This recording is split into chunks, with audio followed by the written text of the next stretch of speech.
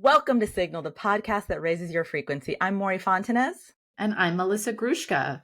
And today, Beanerine, we are going to talk about skepticism and spirituality. And can we be spiritual yet skeptical? Ooh, I like it. Thanks. Hi, folks. Hi, friends. Hi, everybody. If you tuned in last week, you heard all about our new plans and our new system over here. So we're going to get right started into our first section of... You don't even get to ask me how I'm doing. How are you doing? Hey, how are you doing? I feel like I need a little primer. I feel like I need a little lube. A little lube? Sorry. I just jumped it right in. You need to warm me up, girl. Hey, Bean. You just went right for it. I did. I'm hot and Dina, girl. Hot and hype. Okay, well, I like your lightning bolt shirt. It's feeling electric. Right. I'm bringing the energy. You're bringing the energy. Love it. How are you doing today, my friend? I'm doing all right. Still struggling with a little bit of a broken air conditioner, which feels a little hot and sweaty. Ew, especially on the East Coast. Gross. Yeah. Luckily, it's summer decided to end at its own time, and it just went to pretty cold. Oh, weird. Summer was like, I've had it here. I'm out. That's not allowed. Don't talk about that. Yesterday I got an email because I'm on the board of a nonprofit that helps in schools, kids with social emotional. Oh, absolutely. It's called AHA. Please check us out. AHA, Santa Barbara. It's amazing. Help. There's these amazing programs with facilitators, really trained counselors. They go into junior high and high schools and they hold groups where kids basically learn how to talk about the way they're feeling so they don't internalize it and then it doesn't turn into harm of themselves or other people. Anyway, we got told by a principal that, the federal government had the Supreme Court pass, and I'm going to put it that way because that's what's happening. The federal government can have the Supreme Court do whatever it wants. There's a list of banned words. You know this, right? Like, did you hear about earlier in the summer, they were scrubbing the websites? Yep. Well, the things on that word are like climate change, you can't water runoff. You can't say water runoff. Right. Female was on the list. Wait, you can't say female? What are you allowed to say? How do we... I don't know. Don't say it. Don't say it on this podcast. You can't say inclusivity. You can't say diverse. Anyway, so what happens is if you're going to teach that curriculum, if you didn't listen to last time's episode, Bean is bringing us back to Mel Robbins. Right. Don't let them.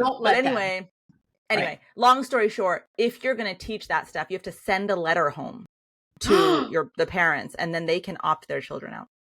So I'm gonna send you the banned word list, and you can't say that the temperature is changing and it's weird in Pennsylvania. That's not happening. Oh, okay. We don't live in that reality. Oh, climate change is not real. Correct. Can I say that? Okay. Yes. So that's how I'm doing. Shall we get into it? I don't even know how we got dark and sad real fast. I was really upset. It is upsetting. This is all extraordinarily disturbing. This whole world. Let's keep it, you know what? Keep it a little fucking light. Okay, sorry. Aren't people coming here to relax for a minute? Speaking out, let's relax and ignore what's happening in the world. No, not ignore it. I've been listening to Good Hang with Amy Poehler, who I freaking adore, and it's just nice. Agreed. Sometimes I just want to bring that.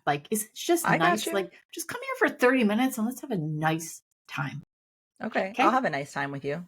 Okay, great. You want to hot or hype? What you got for me? Yeah, it's time for hot or hype. Bean, I can't wait to hear.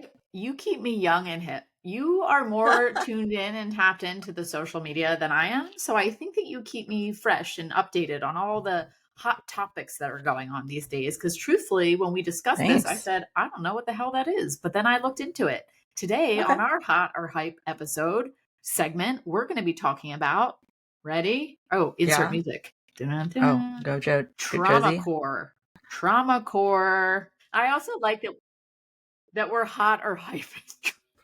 Something called trauma core. Hot or hype. Oh my gosh. It's like the Bruno, for anyone who's seen the Bruno and Sacha Baron Cohen, when he's he's trying to say if things are great or if great. Or what does he say? Or train to Auschwitz. That's how he says bad. You're right. You're so right. I forgot about that. Hot or hype. y'all, Wow, way like way to y'all. keep it light. Sorry. Anyway, I'm just going to give you a real quick seize on what trauma core is because I myself didn't know. So it draws upon delicate childlike imagery, but kind of makes it disturbing at the same time. Like think maybe porcelain dolls or an empty swing at a playground. Like there's some sort of childlike Oh, wonder to it, but but the imagery, there's sadness. darkness and sadness and a larger point of contrast in the trauma core is usually the language used on top of what might appear as like something kind of darling. Like examples would be I am broken, you used Mm. me, rotten child, like really heartbreaking um, language. It is typically there to represent abuse that most likely happened in childhood, which is why they use these childlike images. Somehow Hello Kitty has become involved a lot with trauma core, I guess because it's like this very pure and innocent concept. Dolls, angels, bedrooms. There's a big contrast between the imagery and the text. They do the disturbing messages, porcelain dollar character from children's media. I don't know. Like Um, Clifford, the big red dog, and then oh, it's a that's sad so bad. moment. That's really horrible. I feel Um, sad. anyway, it's an expression. It's an Being expression of art of someone's how they want to translate their trauma and their own experience into an image. I can't. I can't.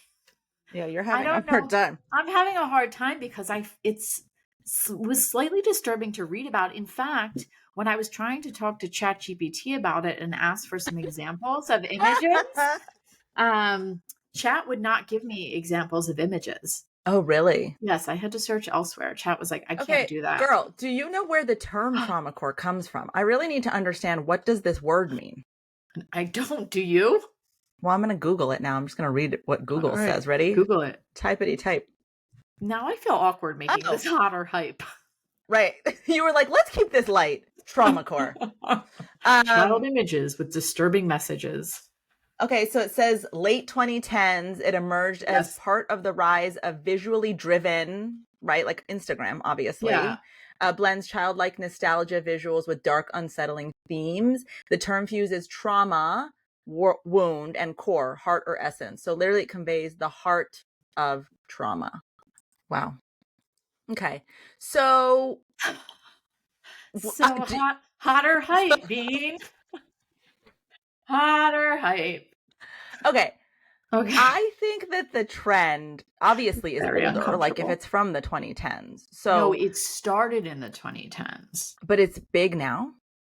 Yeah, I guess I do see You content like told this. me.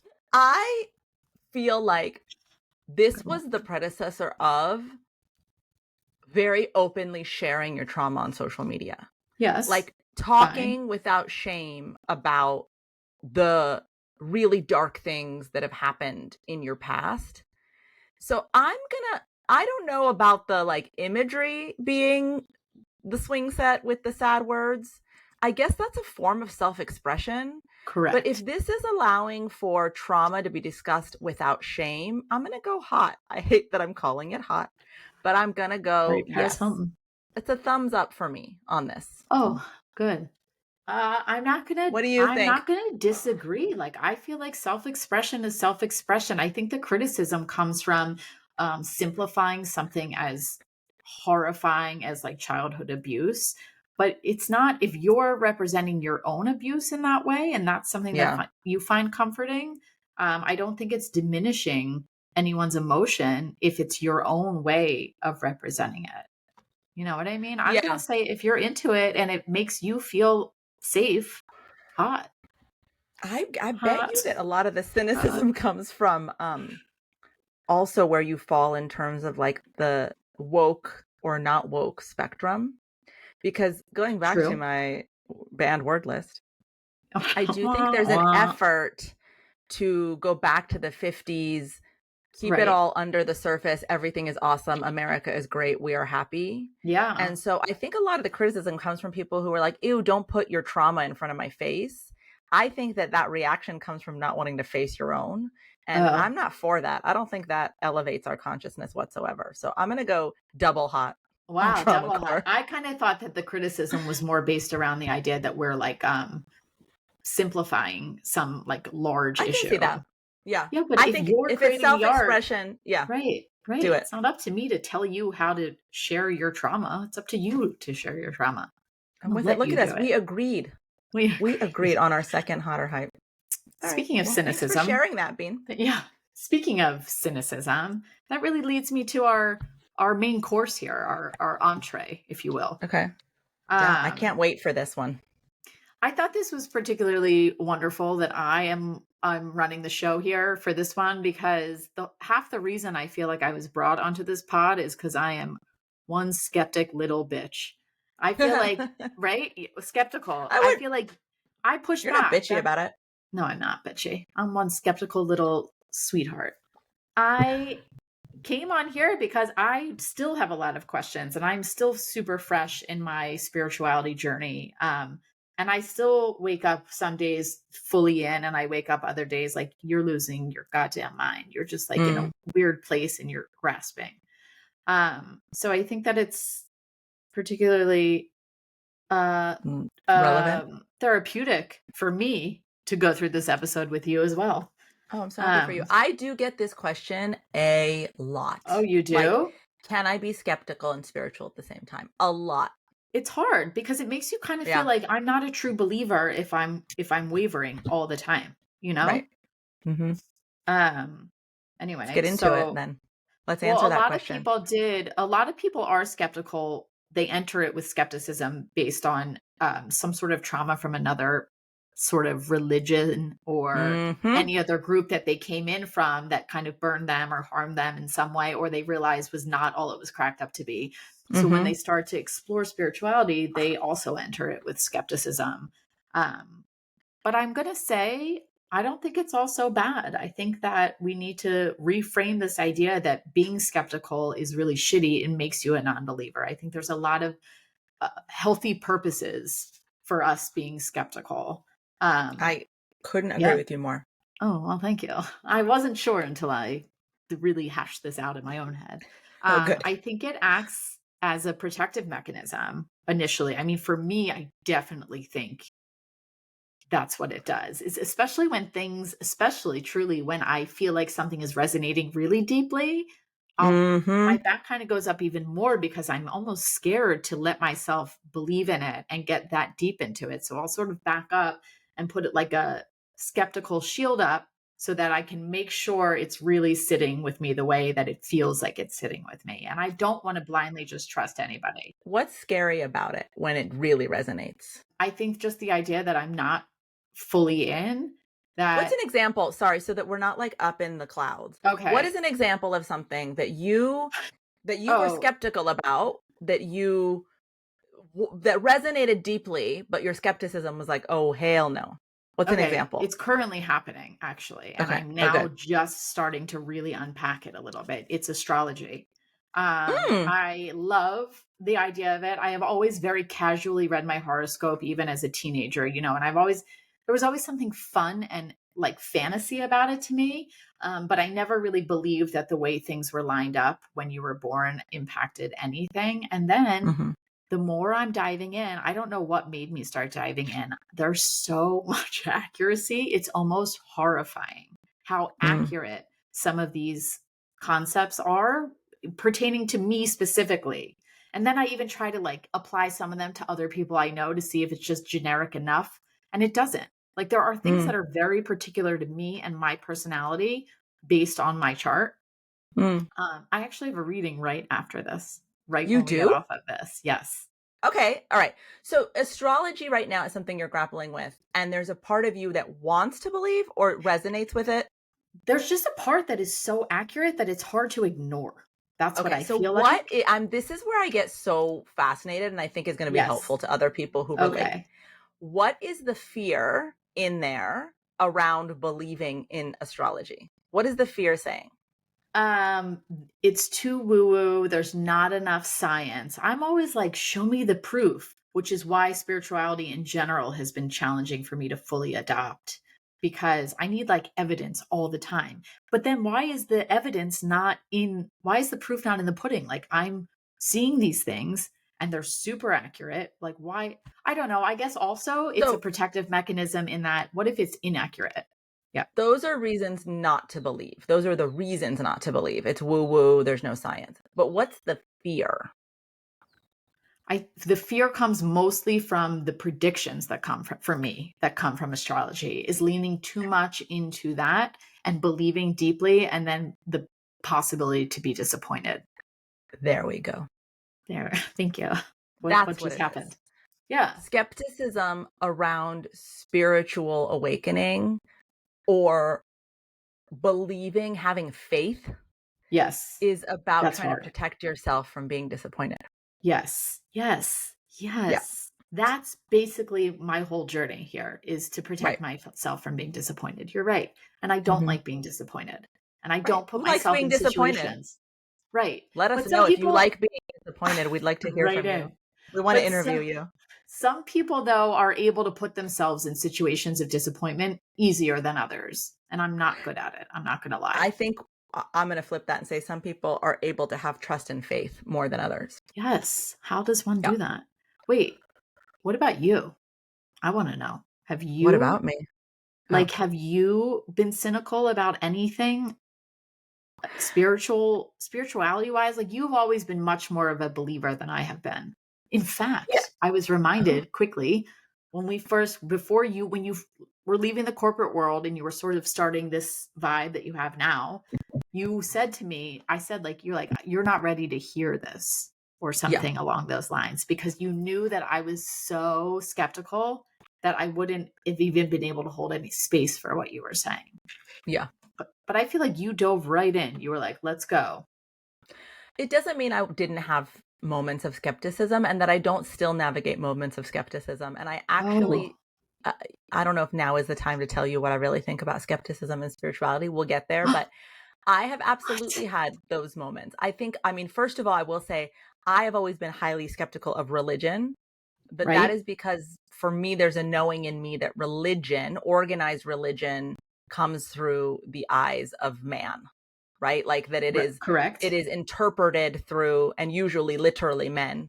Um, and that a system like that is obviously going to be utilized for control. So I've definitely always been very skeptical of religion. So like growing up with a Muslim grandmother, she was highly spiritual. I really felt drawn to the spiritual side of what she was doing. Like it Right. felt when she was going inward and she was connecting and she was an excellent manifester. I was like, wow. And she was very psychic. Um, when she would say things to me that were in like the Islamic doctrine, I was always immediately turned off. Like for Oh, me, that was when I was like, hard right? left. But even in spirituality, like I met Rhea, who's my mentor, who I dedicated my first book to. She changed my life. When I first met her, just as a tarot card reader, I was hugely skeptical Oh, about right, tarot right. and That's right. really skeptical about the things she was saying. Um, and I did need evidence. And a lot of what she said proved itself out in my life. And so that allowed me to be less and less skeptical. And then what I really learned is my skepticism in that was covering up my own fear about my own intuitive abilities and my own abilities to basically do very similar to what Rhea does for other people. And that freaked me out. And so, what my skepticism was protecting me from, in addition to, oh my God, Rhea's saying I'm going to meet the love of my life and get married and move to California, when I had just gotten divorced, single mom living in Maryland, couldn't believe Right. it. I didn't want to be disappointed. I didn't want to Right. be like sad. That yes, that's true. But for me, I also learned a big part of my skepticism was rejecting the part of me that is also deeply intuitive and psychic and able to do similar things and how that much of that scared me. Because then it was like, well, what the hell are you? You're not Right. normal. You're crazy. You're weird. And so I think skepticism helped me try to be a normie, try to like fit in. Another this actually is great to lead us to the next part, which is you can use it as discernment, which I think I Yeah. also do. It helps me see, like, not dive in all in. It helps me to view whatever practice I'm participating in from a little further away so that I can decide whether I want it to apply to my life or not, Yeah. which I actually think is a really healthy way of doing a lot of things, like Yes. scoping the scene. That's sort of how I am in life too. Like even in meeting, I just kind of sit and I take it all in and then I make a decision. Listen, that is my main headline on skepticism and spirituality. Like the answer to this question when people ask me is skepticism is one of the highest frequency spiritual gifts there is. Right? Because when you are skeptical, it means that you are asking questions and you're trying to take a concept that is being taught to you and make it your own. Right? If you don't ask the questions and you just accept these concepts on face value because someone else told you, you're in a It's cult. religion. Right. Right. You're in a cult. You're not Right. actually having a personal relationship with it. So for me, who is all about self-trust, you have to find a way to make it resonate inside your system. And I think skepticism is the tool that allows you to make it yours instead of someone else's. I think that sometimes I worry being so skeptical, I'm not allowing in things that actually could be helpful, that maybe my discernment is not completely appropriate, that I'm Yeah. overly discerning and that I'm not holding enough space for things that could be really beneficial. Is it possible that that is just for now and that eventually you will? I hope so. I think that's been the case with a lot of the spiritual concepts that I've been That's been mm, my what I've researching. observed about you is that when the time is right and your system is fully ready, you do let Right. it in. Right. Which a So lot I of think gratitude to you. skepticism for you just means not right now. Not ever. Not right That's now. true. That's true. Yes, you're right. You're right. But maybe I'm ready now and I don't realize and I'm just scared. A lot of it is fear for me. Yeah. I Anyway, think a lot of people can relate to that. yeah, I agree. That's why I thought that this was a very interesting episode. And I bet a lot of our listeners, we've always referred to them as spiritually curious. And to me, Mhm. that means they're not fully in. They want Yeah. to understand a little bit more. They probably are being a little skeptical and a little cynical at times. It can also be used as a block, which I think is what you were actually just saying, is that you were scared. Your skepticism around Rhea was fear of what you'd see if you really let it in. Yeah. So people use it, Totally. that's a negative way to use it. Not negative, but again, I think like it is a hey, your system's not ready yet. So you're blocking it out. And that you need to prepare yourself for listen, because I do think so much of an individual's spiritual journey is really just about awakening to the truth of what you are. That Right? you are this like magnificent being that is connected to much bigger energy and that is powerful and that is capable of so many things more than you were ever taught. And I think that you have to be ready for that knowledge. You have to be ready for how life changing some of these concepts can be. And if you're not ready, you might not use it the right way in your life. You might not apply it in the way that it needs to be applied because it takes a lot of courage too. So I think the block is a temporary block. How does one know if they're fully open and ready and that the skepticism is no longer serving them? You know, because it's not there anymore. Hmm. You know when it goes Mine away. Mine never fully goes away. There's always, even when I'm getting deeper into certain concepts, and like I've managed, for example, with manifestation, I've managed to kind of make it a little sciencey, like it's really shifting your brain, it's really rewiring the Yeah. way you're talking to yourself. So like that makes sense to me. But there's still a part of me that's like, what are you saying? What are you talking about?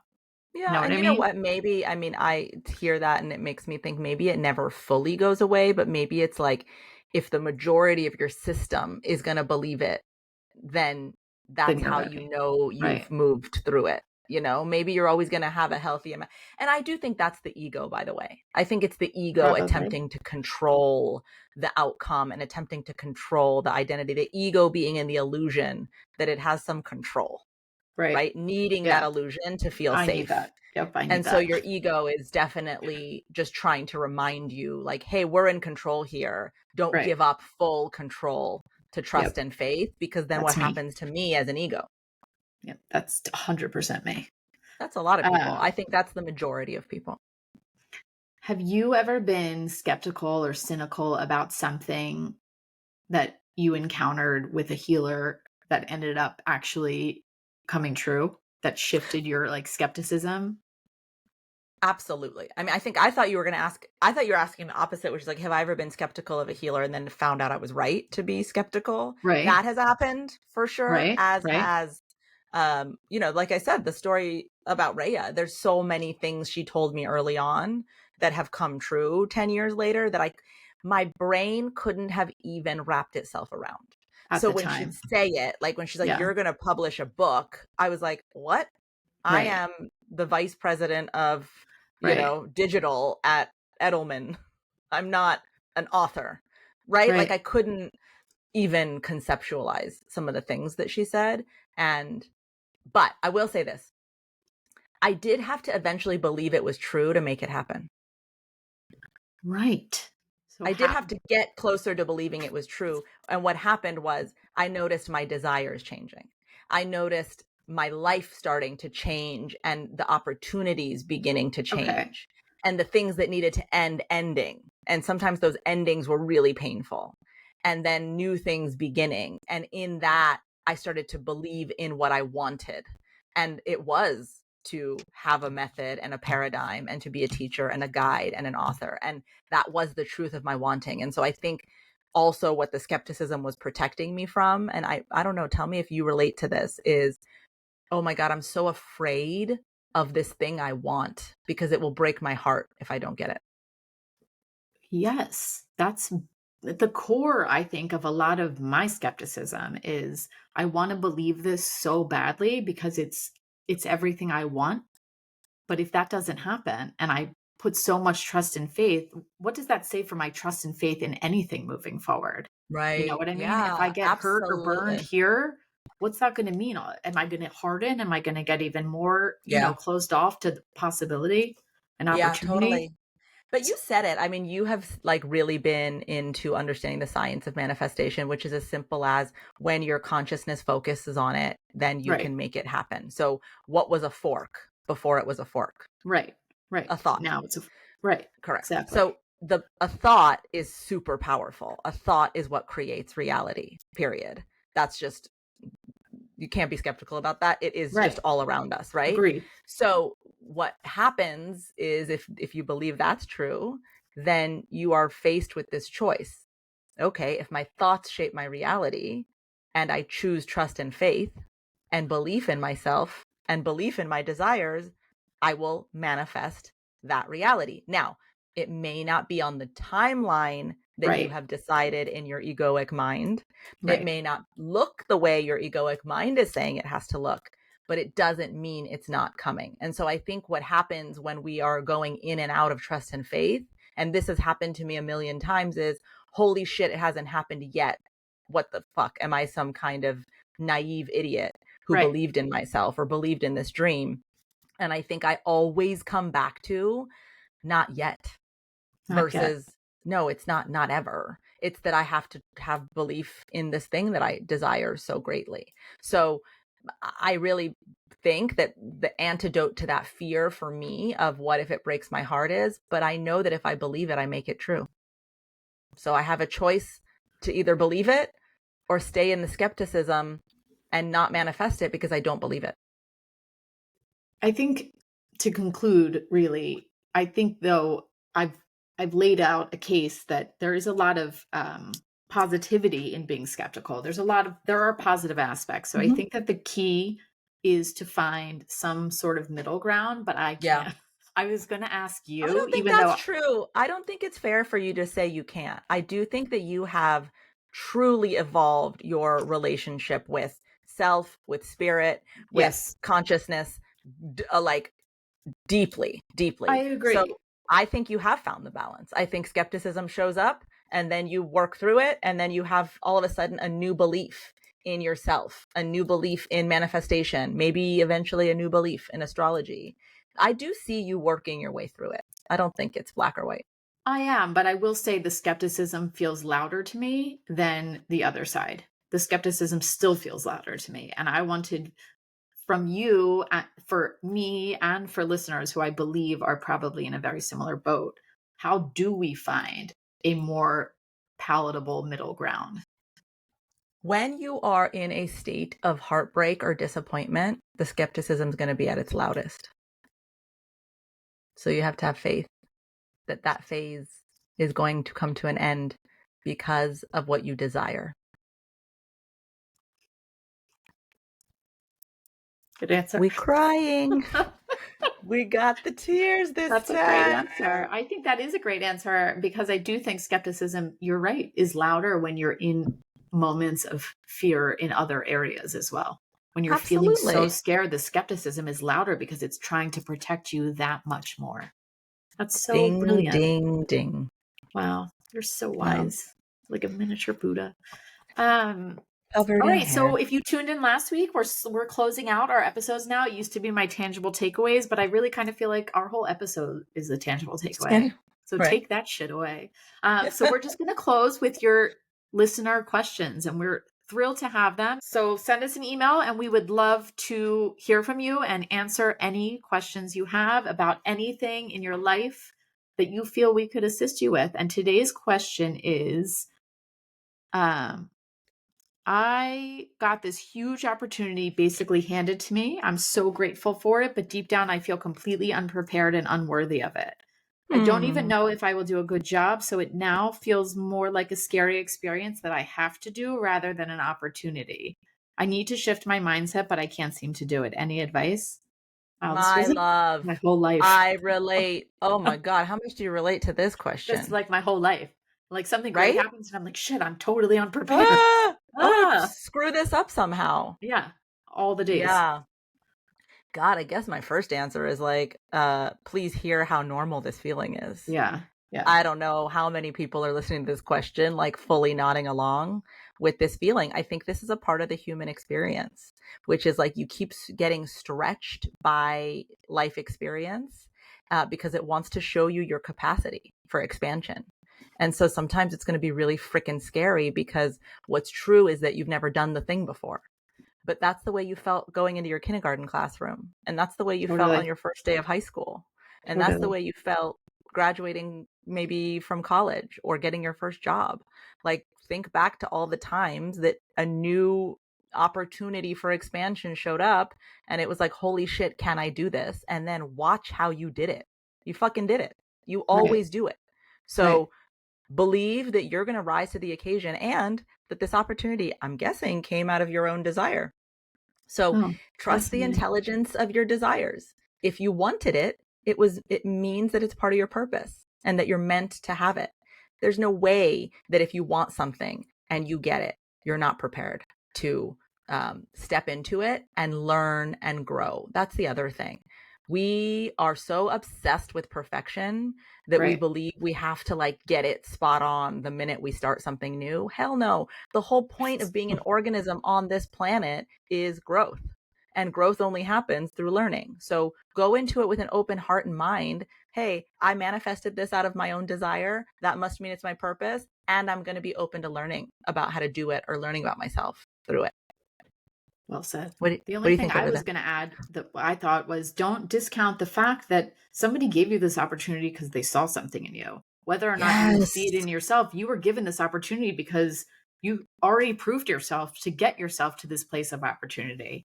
And the second thing was basically to your point of perfectionism is that like, I know Steve Jobs failed multiple times. The people who make it really big, they're not a success overnight. They have the courage to try it and to fail and to grow from that to make the next thing even bigger and better. So even if you're given it and you don't show up in the way that was 100% how you wanted it to go, you now know your takeaway is for your next opportunity you're given.